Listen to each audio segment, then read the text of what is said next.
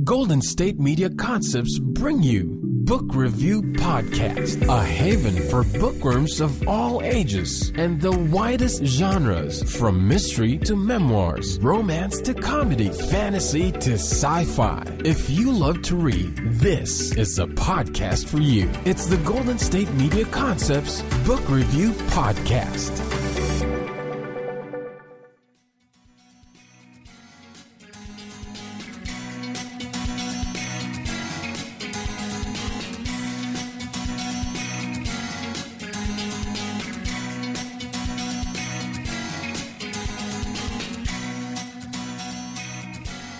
Hello and welcome to the GSMC Book Review Podcast, brought to you today, and as always, by the GSMC Podcast Network. I am your host, Sarah, and I hope you are having a wonderful Thursday. Did you eat pie yesterday? It was Pie Day, 314. I had no pie. It was a very sad pieless day for me, but that's okay. Probably, the healthy things I ate instead were probably better for me, just not nearly as fun. Oh well, anyway, yesterday was Pie Day, today is another episode, and I am happy to bring you another author interview and another book giveaway. Yes, that's two this week. We won't always have giveaways with every interview going forward, but there's going to be a lot of them, so make sure you stay tuned to the end to hear how you can be eligible to receive a free copy of the book that we're talking about today. That book is Bridge Daughter, and it is by author Jim Nelson. He is the author that I am speaking with today. Bridge Daughter is maybe one of the most unique concepts I've encountered in a long time. I read the back of the book when I first got it and thought, wow, where did he come up with this idea? And in the process, even before I started reading it, I was telling people about it, my parents, my husband, friends, that because it was just such a unique concept. I was like, you've got to hear about this author that I'm going to have on the podcast. This is what his book is about. And so I kept telling them, and they had kind of the same reaction that I did. That is fascinating. Where on earth did he come up with that? So let me give you the description from the back of the book so that you can find out why I think this is so fascinating. And that description is as follows.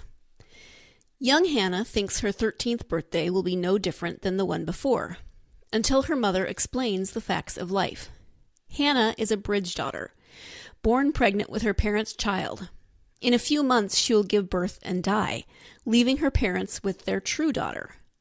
A mature bookworm who dreams of college and career, Hanna is determined to overcome her biological fate. Navigating through a world eerily like our own, she confronts unyielding attitudes and instinctive fears as old as humankind itself. Then Hanna learns of an illegal procedure that will allow her to live to adulthood, at the cost of the child's life. So, hopefully that intrigued you as much as it intrigued me when I read it, because I knew I had to read this book, and once I started, I was sucked in. This is a very compelling story. And I was actually, on a slight side note, I'm kind of fascinated how the schedule comes together, because if you listen to Tuesday's podcast, we have very similar and very dissimilar books and heroines this week. We have books that fall into the category of fantasy/science fiction. We have young women who are the heroines of those books. Both of the heroines in these books love books. They themselves are avid readers and love to get lost in stories and have a deep respect for books, which I appreciate. Both find themselves in situations that they did not expect and were not quite prepared to deal with. So in some ways, they're very similar heroines, right? But in other ways, completely different. Obviously, Hanna is much, much different than Callie from Tuesday's interview. But it's just amazing that I ended up having two young adult books, both in that fantasy science fiction genre, both of these strong, interesting heroines and these fascinating concepts. So that's my side note. But Hanna is such a compelling character, and her story is so compelling.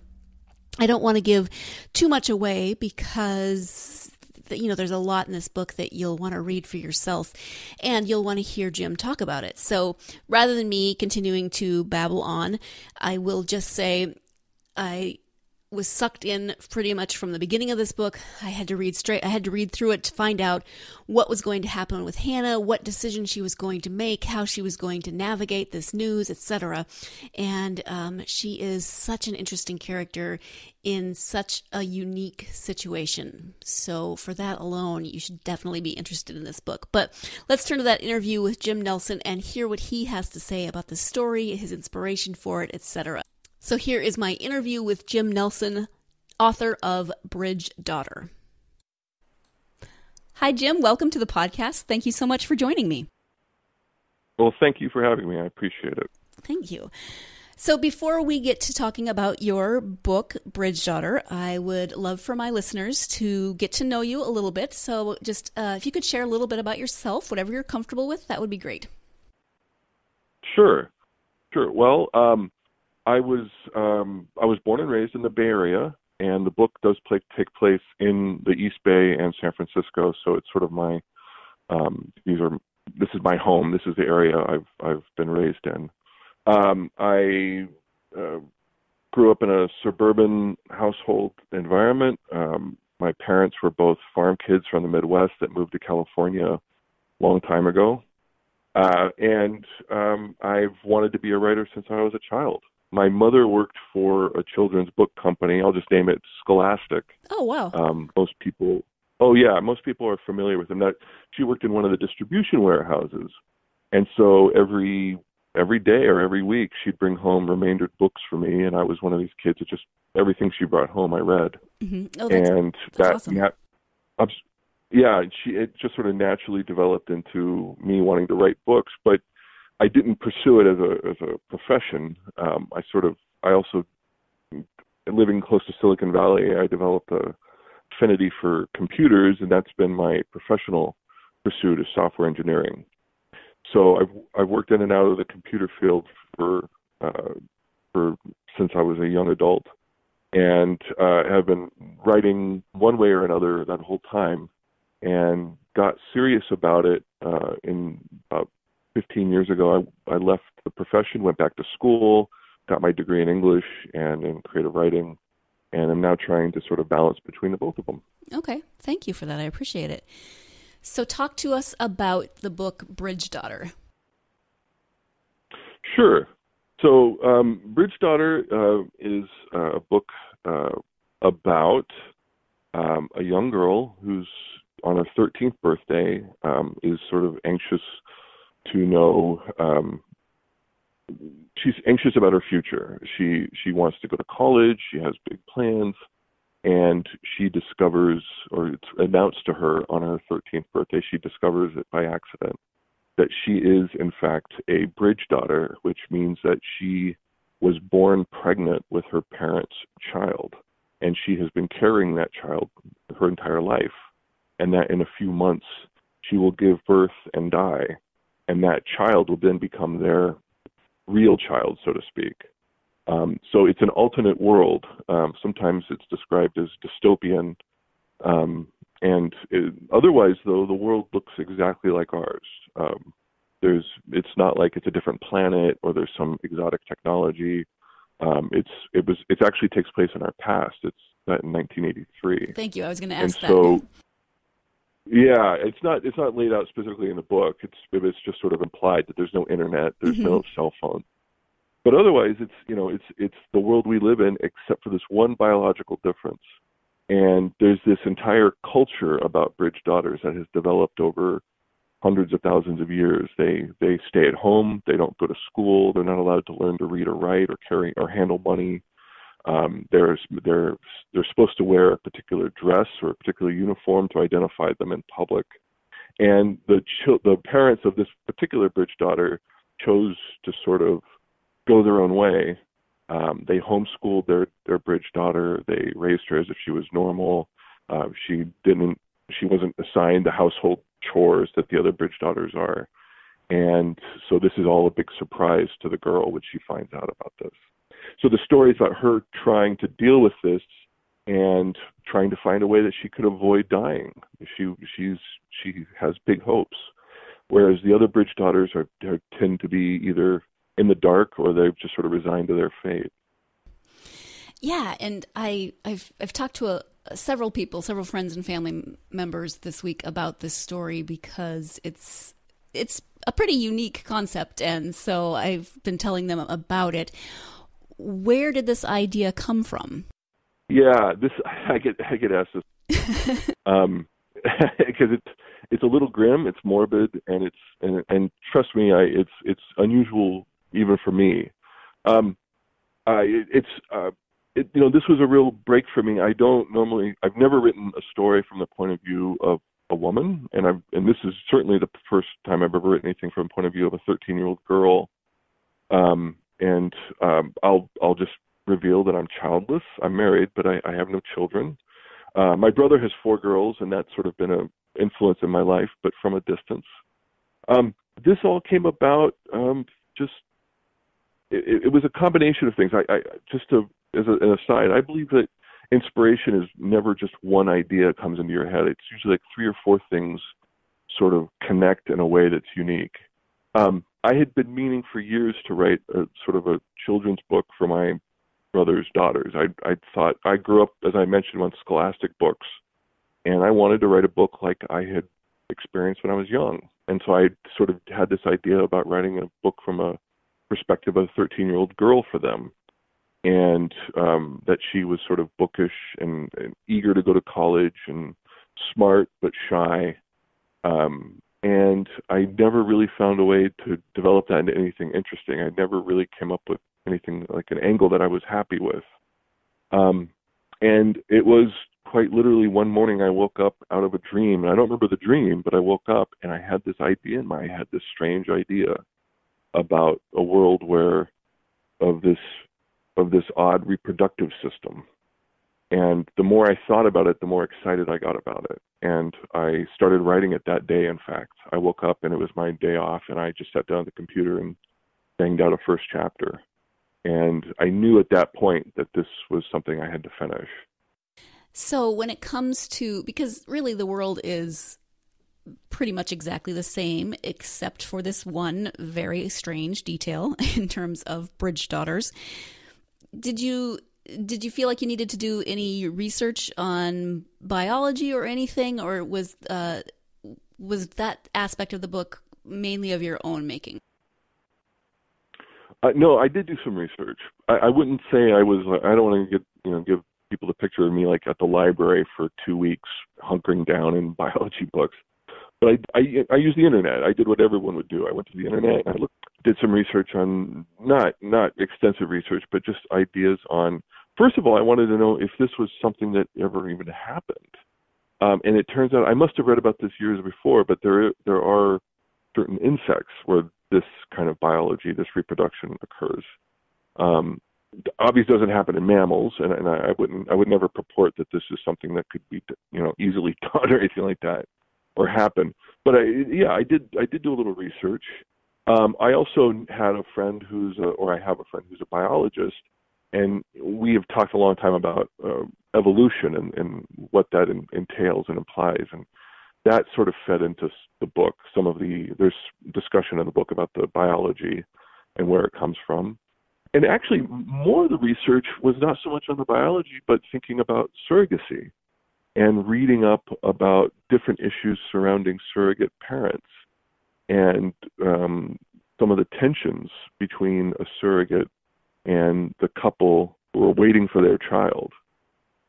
And I realized that this was kind of a similar situation, except that instead of the surrogate being an adult woman, it's a child. And, children and all their foibles. It's this, you've got this little human being living with you, and you're anxious about their every move, because if they fall down, if they catch a bad disease, what's going to happen?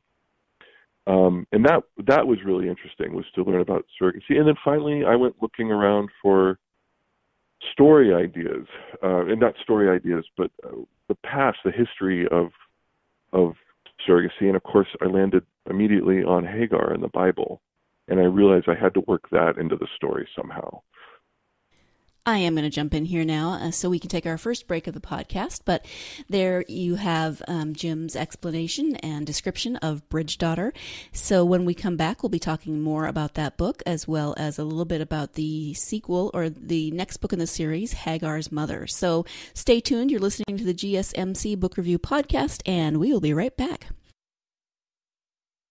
Do you want to be healthier, yet you just don't know what to do? All these shows telling you this and that, but nothing seems to work.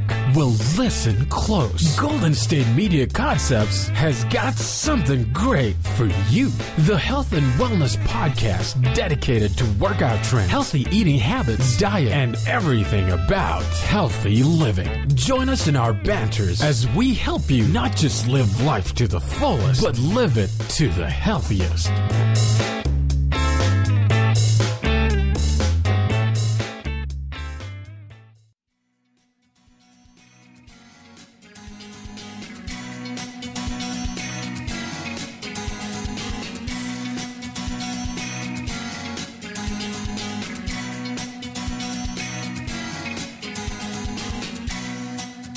Welcome back to the GSMC Book Review Podcast. I am speaking today with Jim Nelson, author of Bridge Daughter.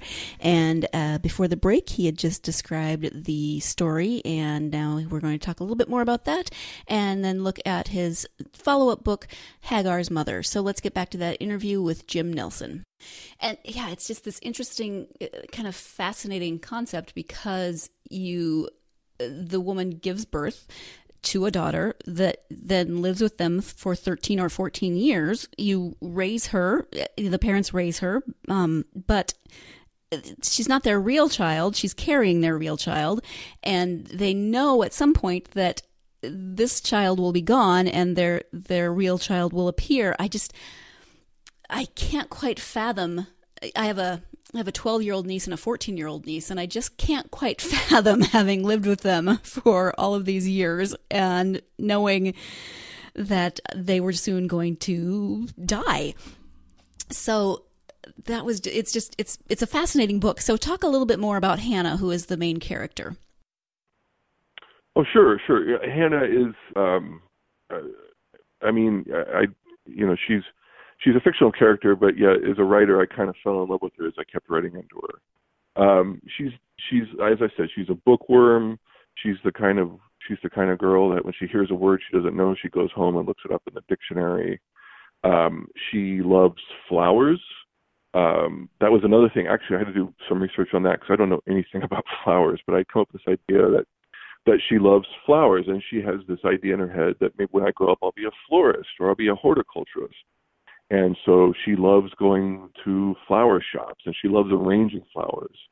And her uncle his girlfriend is Japanese American, and she teaches Hanna how to make the origami crane, and that plays a role in the book as well. So she's sort of this girl that she has it's something that I noticed in my nieces. They constantly have new interests. There's always something new. I go over one time and one of them's into dinosaurs, and then the next time I go over and she wants to play the drums, and and I wanted to capture some of that sort of vivid interest in a wide range of activities, and the way that children, especially at that age, are always thinking like, what am I going to be when I grow up? What am I going to be when I grow up? And so it kind of, the story kind of pulls the rug out from underneath Hanna. I like to believe that Hanna is a character that has some grace, that she doesn't react in a negative way to this news, that she tries to find a way to move forward with some dignity, and I think that's what makes her heroic, even though she's in a very difficult spot. Yeah, she really does struggle with a lot of the morality issues. I mean, she does do the typical kind of 13-year-old reaction of this isn't fair, which she's exactly right about, but right. She really does try to see it from as many angles as possible, which is pretty impressive. So there is a sequel to this book Right, Hagar's mother. And That's correct. I don't want to give away the ending of Bridge Daughter, but can you talk a little bit about Hagar's mother without giving away the ending of Bridge Daughter? Sure. So Hagar's mother takes place 30 years later in 2013. And again, the world is very similar to ours. They have the internet, they have mobile phones, and it takes place again in the East Bay and the North Bay, actually. And this is set, again, with the same family, but the book is told from the perspective of the mother, or a mother in this situation. So in the Bridge Daughter, it's told from the point of view of Hanna, and her mother is a very strong second character. Obviously, she's constantly worried about Hanna and sort of trying to see her interests. In the second book, it's told from the point of view of a mother who has twin bridge daughters. And this is told from the point of view of the parent and her concerns about this. It's not, what I try to tell people is it's not a tightly woven sequel. It's not like some of the series that are out there where it's the action stops on end of book one and the action picks up on book two. They're loosely connected. You could read the second book before you read the first book. I wouldn't recommend it. I think it's probably better to read the books in order, but it does make reference to the first book. But it's the characters and their issues and what they're going through are sort of problems unto themselves. And the book also talks more about the history of Bridge Daughters, and in particular, it focuses on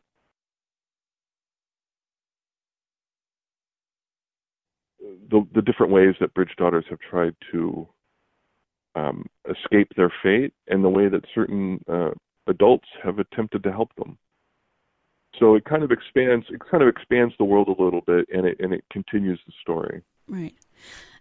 So this just brings up all kinds of questions for me that in terms of you give birth to twins who are pregnant with your twins who are their genetic doubles, but they wouldn't necessarily have those babies at the same time. So are they still technically twins? Right. My brain just went into about 6 different directions. Yeah, what I didn't mention before is, and this is important, is that when the Bridge Daughter gives birth, they're the child they're holding is a clone, essentially. It's the genetic identical, or there's a phrase I use in the book, a genetic double is a good phrase. I think genetic identical or something like that. Yeah. No, you know what? I would love to tell you that I have all the biology worked out. It's all straight in my head, but I'll tell you, I would just say, don't ask too many questions. No, that's one of those that you just kind of have to go with it. Yeah, I think actually, though, if you follow the DNA closely, yes, even though the twins would give birth at different times, the children they give birth to are twins. It's also important to realize that I do play a little fast and loose in another way, which is the Bridge Daughter can give birth to a boy, and obviously a boy is not a genetic duplicate of the Bridge Daughter. So, I mean, I'm the first to confess I'm a little fast and loose with the genetic stuff. But to me, what's important is not so much the genetics as the questions that are being asked. Yeah, absolutely. And the experience that the reader has to think about. Okay. Is this going to be a series? Will there be more books? Yeah, I have a third book in store. This will actually go back in time. There's a grandmother that is mentioned prominently in both books, and it'll be her story. It'll start in 1933, I think is what I've got it sort of pegged to start, but mostly take place in the 40s and 50s, and it's about her raising her own Bridge Daughters out in the North Bay. I don't have it all planned out quite yet, but I've got a really good idea of where I want to go with it. And so the books kind of link up and make like a circle, so to speak. Mm-hmm. All right, thank you. This is a little bit random, but on the cover of Bridge Daughter, it says that it is by Jim Nelson, who is the author of, what is it? Edward Teller dreams of barbecuing people. So does he dream of actually people who are barbecuing, or or barbecuing actual people? No, that's a very different book. I've written a book before, Bridge Daughter, and it's based. When I say I grew up in the East Bay, I grew up in Livermore, California. Livermore is home of one of the country's 2 top nuclear weapon development centers, the other being Los Alamos in New Mexico. My parents did not work there, but I had a lot of friends whose parents worked at the lab, as we called it, and many of them were working on hydrogen bombs and thermonuclear weapons and things like that, and it was all very hush-hush. But we all knew what was going on out there. And then when I was growing up in the 80s, to sort of date myself, I was a teenager, the Livermore lab was working on the Strategic Defense Initiative, which was a project that Ronald Reagan announced to have satellites in orbit that would stop the Soviets from launching a nuclear attack. And some of my friends' fathers were working on that. So I took just a bunch of, it's not autobiographical, but I took some elements from my teenage years and wrote a very tongue-in-cheek story about growing up in California suburbia, where all of the adults are working on, either the end of the world or stopping the end of the world, and it's sort of in the vein of it's a Cold War novel, but it was written after the Cold War, obviously. And so Edward Teller was the founder of the Livermore Lab, and the reference to barbecuing is not about nuclear war. It's a reference to all the time I spent next to a pool, someone barbecuing chicken or hamburgers, and just it was one of those childhoods where when I left Livermore, it wasn't until a few years later that I said, that was really weird. Like, that's not something that many right. people experience, but I just grew up with it and I just took it for granted. I just assumed that everyone had friends whose fathers had 3 PhDs from Ivy League schools and understood the intricacies of, I read an interview once with it was the son of Dr. Feynman, who was another famous physicist, and he talked about going out into the backyard with his father and doing all kinds of strange experiments and not realizing until years later that, other kids don't do this, And so that's what that book's about. But it's a very different book and more tongue-in-cheek, more humorous. Right. I just had to ask because between the name of that book and the concept of Bridge Daughter, I was very curious about what your brain was like. And it sounds like a fascinating place. So you said that... I'm a Capricorn, so people say that makes me a very dark person. So okay. Well, that explains it. Thank you. You said that you grew up wanting to write. Do you have advice for other aspiring authors? I would say a couple things. I'd say one, just keep at it. When I say I've been writing most of my life, I mean, I really mean that. And I don't mean that I was writing every day my entire life, but I was certainly writing actively. I used to write blogs. I used to have a website where I was actively writing sort of articles or essays. I still do on my blog today. Keep at it. Seek out other writers in your community. Just try to find writing groups you can join or take classes. And most of all, know that you're in a very good time. When I was trying to get published 20 years ago, it was not easy. It was quite difficult. You really had these gatekeepers, these publishing houses that were very very hard to get into. And today, with electronic books, ebook publishing, there's a whole new set of opportunities. There's a whole set of independent publishers who can make it very easy, make it much easier to get your work out there because the outlay is much lower.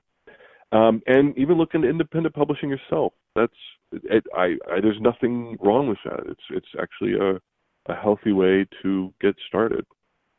Bridge Daughter was published by Amazon. They have a program called Kindle Scout, and if you're not aware of it, public writers need to know about it.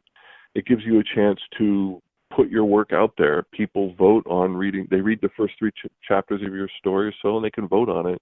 And Kindle Press, if they like it, will publish it. It's certainly something to look into. Yeah, we've had at least one, I think 2 other authors who have gone that route. So, yeah, it's definitely a good option. Yeah, it's just something to at least be aware of, depending on the kind of book you're trying to write. Mm-hmm. Jumping in here once again so we can take our second break of the podcast. But Kindle Scout is pretty interesting. If you remember from Tuesday's interview, Louise's book, The On Holy Ground, is currently up on Kindle Scout. So a reminder that you can look at the first 3 chapters of that. We've had other authors who have gone that route and have been published through Kindle Scout. So it's definitely an interesting concept. I hadn't heard about it until authors started telling me about it on this podcast. So definitely something you should check out if you are interested in new books and want to have a little bit of influence in which books might get published. You should go onto Kindle Scout, you should go to their page and read some of the chapters that are up there and, find one that you like and see if it gets published. So we are going to take that second break. Stay tuned. You're listening to the GSMC Book Review Podcast, and we'll be right back. Tired of searching the vast jungle of podcasts? Now listen close and hear this out. There's a podcast network that covers just about everything that you've been searching. Hey! The Golden State Media Concepts Podcast Network is here. Nothing less than a podcast bliss with endless hours of podcast coverage. From news, sports, music, fashion, cooking, entertainment, fantasy, football, and so much more. So stop lurking around and go straight out to the Golden State Media Concepts Podcast Network. Guaranteed to fill that podcast itch. Whatever it may be. Visit us at www.gsmcpodcast.com. Follow us on Facebook and Twitter, and download us on iTunes, SoundCloud, and Google Play.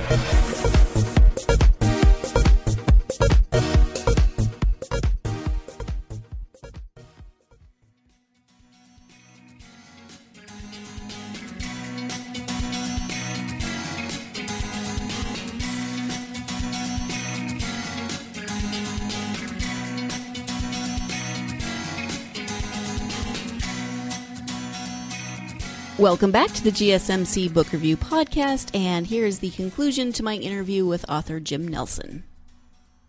When you read, and most authors are pretty avid readers, do you have favorite authors or favorite genres?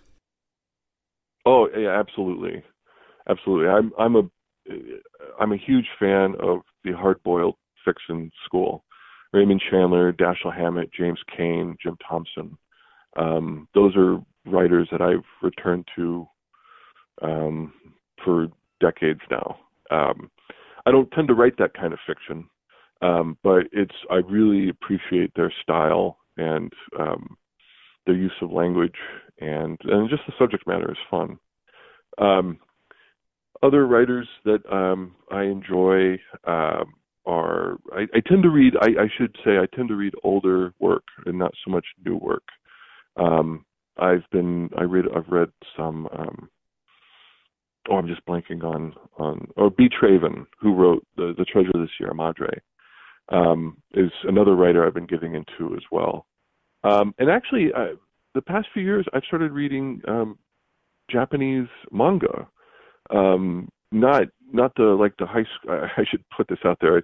Not the high school manga with kids and dating and all that, but there are more adult forms that are really interesting, and they're being translated into English by Drawn and Quarterly and some other publishers that I've also learned to enjoy, and I can see they've had some influence on my writing. And I should say that I've been writing on my blog, on my website. I've been writing about these different authors that I enjoy.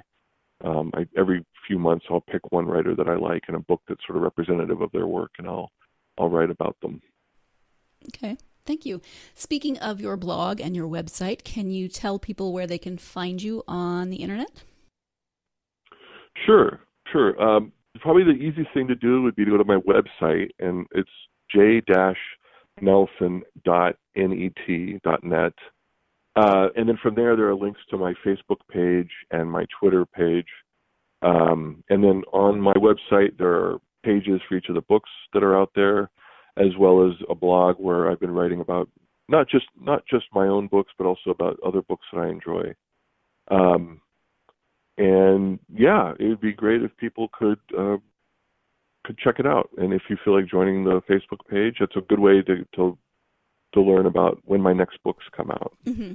How about things like Goodreads or BookBub? Are you on there for reviews and such? I am. I'm on Goodreads and BookBub. There's I don't have the URLs from it. Probably saying the URLs is not the way to go. I will actually include on those my website in the blog, the blog that goes with this episode. So those will be on there.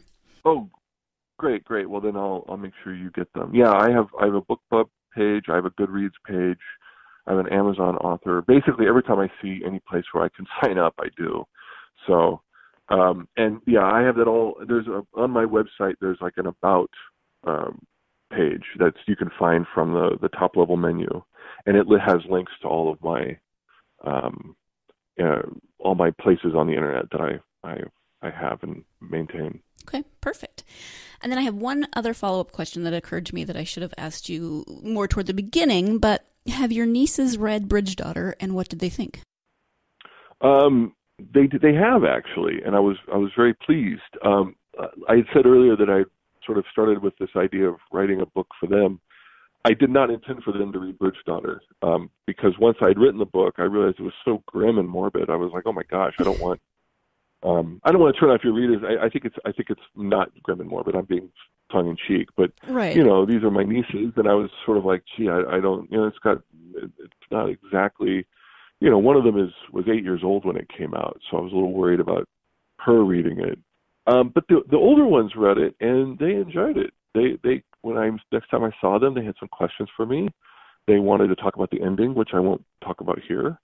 And I remember the third of the four, the third oldest, saying, "When's the next book coming out?" Which, of course, is everything I wanted to hear. So I don't know if they've read Hagar's Mother yet, but I hope they do. Yeah. And I think the other thing I should mention too is that some of the women in this book are based on the women in my family. My mother and my grandmother in particular were very, very strong women. That was very much an influence in my life, and I'm hoping that my nieces recognize some of that. Great, thank you for that. I appreciate it. Is there anything else as we are wrapping up that we haven't covered that you would like for people to know about either your writing or your books, or anything that we haven't covered? Well, I would mention one more thing that I'm working on. Even though I have a third book planned for this series on Bridge Daughter, I wanted to step aside from it for one book because I'd sort of gone that I'd been written those two books straight back to back, and I needed to take a little break. So I'm working on another book right now. I mentioned Hard-Boiled Writers, which I like. It's actually a futuristic detective novel that I'm working on. It takes place in San Francisco, and it's about the future of the internet and a crime that occurs regarding the internet. And this detective is in San Francisco trying to find out who has done what, and of course there's murders and extortion and such. So it's a fun book, and I'm really enjoying writing it. Oh, good. And I'm hoping to have that out by the end of the year. And then once I finish that, I'll go right back to Bridge Daughter. So I want to thank you so much for taking the time to talk to me today. I really enjoyed the book. You said earlier it's kind of grim, and it has aspects of that, but it's really fascinating. I mean, I read straight through it. I mean, I just wanted to find out what was going to happen, and I was rooting for Hanna so much, and I just needed to know. So it's very compelling. Thank you for that. Well, thank you. I appreciate those kind words. Those are exactly the kind of things that I love to hear. So thank you. Yeah. And like I said, thank you so much for joining me. I really appreciate it. Thank you very much for having me. You're welcome. Once again, I want to thank my guest, Jim Nelson, for taking the time to speak with me today about his books, Bridge Daughter and Hagar's Mother. As I mentioned at the beginning of the podcast, if you are interested in Bridge Daughter, and it is a very good, very interesting book, you have an opportunity to win a free copy. I have 3 copies to give away. Thank you, Jim, for those. So all you have to do is go onto social media, Facebook, Twitter, or Instagram, and either share the post on Facebook, share the episode post on Facebook, or the episode post retweeted on Twitter, or comment on the Instagram post, and you will be automatically entered to win a free copy of Bridge Daughter. So it's very simple. Just find us on social media. You can find us on Facebook at GSMC Book Review, Twitter and Instagram, GSMC_book review. So share, retweet, or comment depending on the social media platform, and you will be automatically entered into that drawing to win a free copy of Bridge Daughter. Good luck, and it's really good. You should definitely enter to win this book. Thank you again to my guest this week, Jim Nelson. Thank you to my listeners for tuning in for another fabulous author interview. I hope you will join me again on Tuesday when I will be interviewing author Debbie Burke about her book, The Devil's Instrument. She is a Montana author, so, she already holds a special place in my heart because that's my home state. So I'm looking forward to speaking with Debbie, and I hope you'll join me on Tuesday for that interview. In the meantime, you can find all of the GSMC Podcast Network podcasts at www.gsmcpodcast. You can download those podcasts on iTunes, SoundCloud, anywhere you listen to podcasts. You can find GSMC Podcast Network, and you can follow all of the podcasts and this book review podcast on social media. Don't forget, we also have a blog, and you can find all of Jim's information, his websites, and links on that blog, www.gsmcbookreview.blogspot.com. I never get that in one breath, do I? All this information is in the show notes, so you can look down there for the social media feeds and the blog feed, and then all of Jim's information will be in the blog article. Thank you so much for joining me. Now, stop listening to podcasts and go out there and get yourself lost in a good book. Thank you. You've been listening to the Golden State Media Concepts Book Review Podcast, part of the Golden State Media Concepts Podcast Network. You can find this show and others like it at www.gsmcpodcast.com. Download our podcast on iTunes, Stitcher, SoundCloud, and Google Play. Just type in GSMC to find all the shows from the Golden State Media Concepts Podcast Network. From movies to music, from sports to entertainment, and even weird news. You can also follow us on Twitter and on Facebook. Thank you, and we hope you have enjoyed today's program.